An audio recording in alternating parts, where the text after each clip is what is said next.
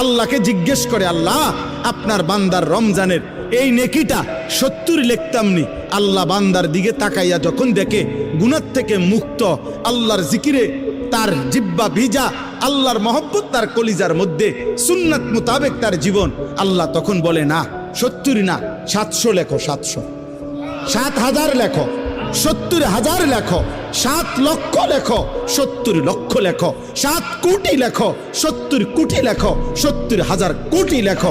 এক সেজদা, এক সেজদা, একবার সুবহানাল্লাহ বললে আল্লাহ বলে লেখো 70,000 কোটি সুবহানাল্লাহ লেখো। কোন কোন বেলায় আল্লাহ মহব্বতের জোশে, আল্লাহ তার মায়ায়, আল্লাহ বলে ফেরেশতা তুমি লিখো না, আসা আক্তুবু, আমি আল্লাহ নিজেই লিখবো। এই নেকি তুমি দিয়া পারতা না, আমি দেবো আমার বান্দার নেকি। বলেন বাপ, বলেন। আহাজ মুসলমানের সন্তান, যদি তোমরা বুঝতা যে তোমাদের মালিক তোমাদের প্রতি কি পরিমাণ খেয়াল করেছে।